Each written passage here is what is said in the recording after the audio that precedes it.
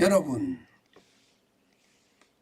전국의 기름 대란, 제가 여러분들에게 화물연대가 처음 파업을 했을 당시 말씀을 드렸습니다. 그게 이제 현실이 된 거죠. 보시는 것처럼 주유소에 휘발유 품절, 등유 품절, 아마 그런 품절자를 굉장히 많이 보셨을 거예요. 벌써 전국 주유소 중에 60곳에서 이런 품절이라는 딱지가 쭉쭉 붙어 있다고 하니까 많이들 보셨을 겁니다. 특히 말입니다. 서울에서 가장 많거든요. 그리고 경기도가 그 다음이니까 서울 경기도에서는요 굉장히 많이 볼 거예요. 그럴 수밖에 없는 게 여러분, 서울이나 경기도는 땅값이 비쌉니다. 그러다 보니까 이게 주유소의 어떤 규모도 적을 뿐만 아니라 기름을 저장하는 탱크도 작습니다. 그래서 탱크롤이 유조차가 수시로 와서 기름을 넣어줘야지 기름이 안 떨어지는 그런 구조인데, 결국 말입니다. 이런 기업, 이런 주유소부터 먼저 기름 대란, 주유 대란, 품절이 일어난다는 뜻입니다. 그만큼 말입니다. 상황이 많이 어려워지고 있습니다. 이 탱크로리 기사들, 그러니까 유조차 기사들 말입니다. 파업을 안 한다는 것은요 굉장히 어려운 일이에요. 왜냐고요? 여러분, 이 탱크로리 기사들이 화물연대에 이 조합원으로 가입 비율이 말입니다. 이 파업 전에는 10% 미만이었어요. 10% 미만. 그런데 파업이 시작되고 나서는요 탱크로리 기사들이 거의 다 가입을 했습니다. 쉽게 말하면 파업에 참여한 거예요. 왜 했을까요? 정당성? 파업을 해서 정부를 굴복시켜야 된다는, 그래서 이게 안심운임제를 우리도 받아내야 된다는 그런 정당성? 글쎄요. 저는 그런 정당성보다 말입니다. 중요한 것은요. 이게 지금 현재까지는 안심운임제가 컨테이너 차량이나 시멘트 차량에만 적용이 되고 있습니다. 두 직종에만. 이제 탱크로리 직종에도 적용을 시켜달라는 거예요. 그래서 화물연대에다가 가입을 많이 하는 거예요. 실제로 말입니다. 그렇게 적용을 하면요.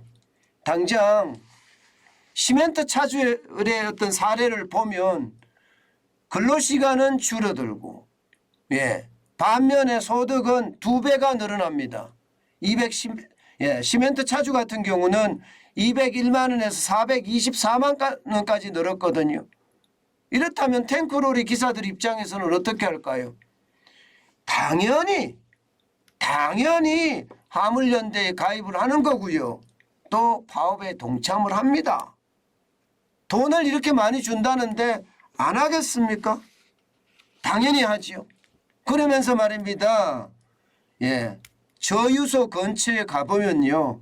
비조합원들이 기름을 운송하고 있는데 이 운송에도 방해를 많이 한다 이렇게 이야기합니다. 왜냐하면 이번에 탱크로리가 됐으니까 죄송합니다. 컨테이너 차량이 되고 시멘트 차량이 됐으니까 이번에 탱크로리까지 늘려달라는 거예요. 늘려달라는 거예요. 그러면 여러분 이게 탱크로리 차량들 입장에서야 신났죠. 사실 정부에서는요. 지금 어떻게 하든 이 서민들의 피해, 국민들의 피해, 불법 파업에 대한 민폐를 어떻게 하면 줄이고자 군 탱크로리까지 지원을 하면서 지금 시장을 어떻게 하든 안정시키기 위해서 노력하고 있습니다. 그렇지만 되겠습니까? 안 되죠. 이게 워낙 규모가 크다 보니까 이게 쉽지가 않습니다. 결국 말입니다. 지금 시멘트 차량에 업무 개시 명령이 내려졌잖아요. 업무 개시 명령을 받고 돌아가지 않으면 굉장히 처벌을 강하게 받습니다. 운행 정지 처벌도 있고요. 심지어 운행 면허 취소 처벌까지 있습니다.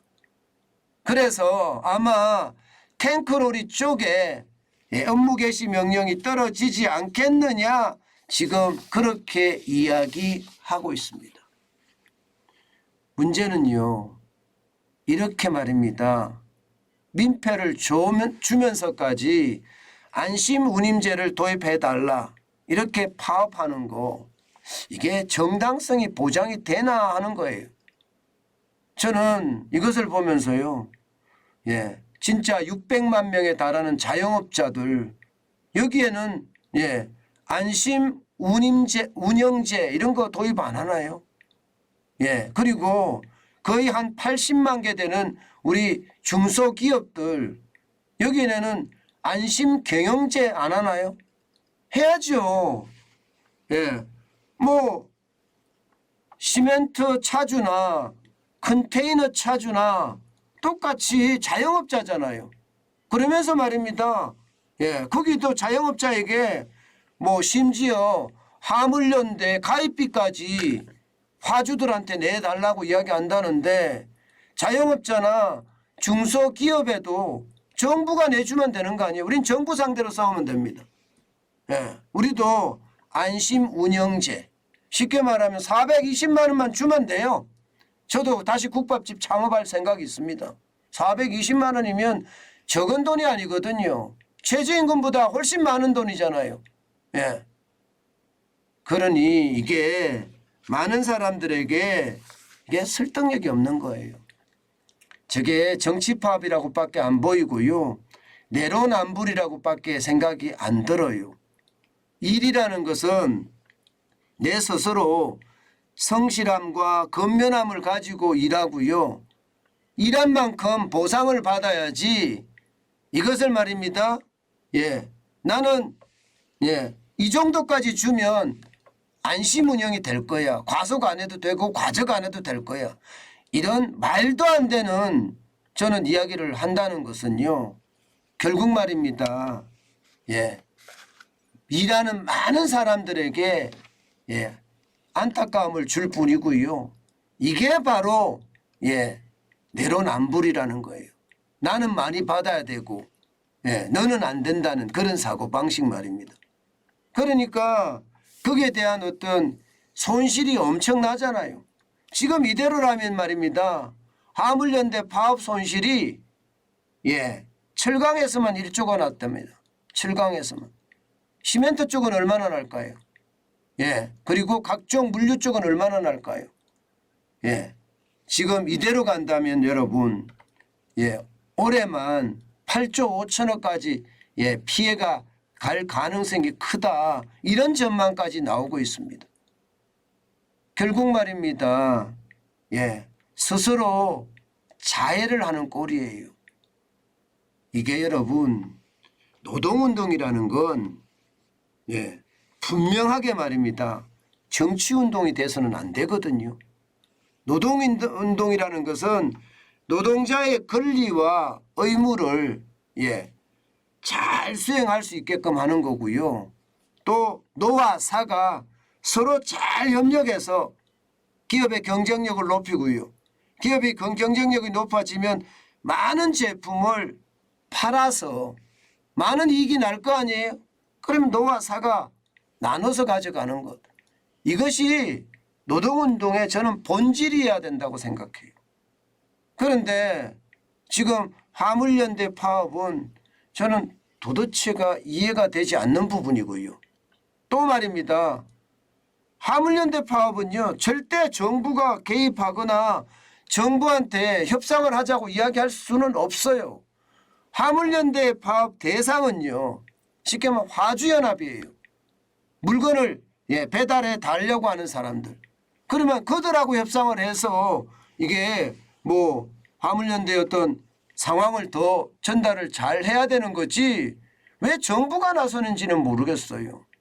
저는 그것도 안타깝다고 생각을 합니다. 이대로는 안 된다. 대한민국이 모두가 함께 가려고 하려면요. 법과 원칙을 굉장히 중시 여겨야 됩니다.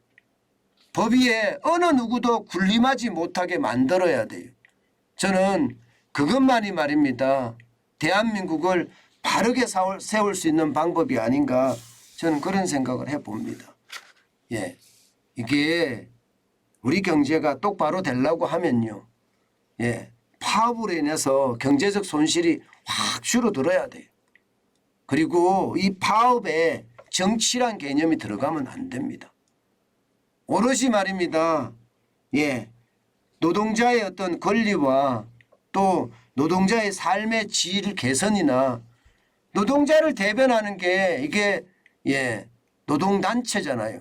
그런데 여기에 정치가 들어가서 뭐 주한미군 철수를 하라는 등 윤석열 대통령 퇴진을 하라는 등 이런 정치적 구호가 난무하는 것은요. 저는 불법이라고 생각을 하는 거고요. 예, 그 불법은 국민들을 괴롭히는 민폐라고 생각을 합니다. 제발 나만 위하지 말고요. 남에게 배려하는 정신, 그 정신이 그 어느 때보다 필요하다 이렇게 저는 생각합니다. 더 중요한 것은요. 정부가 나라를 운영하는 기본인 법과 원칙 내에서 예, 나라를 운영하면 나라는 더욱 부강해지고요. 그 부강해진 국가는요. 국민들의 삶과 예, 재산이 잘 보호되면서 더 좋은 삶으로 발전되지 않을까. 저는 그런 생각해 봅니다.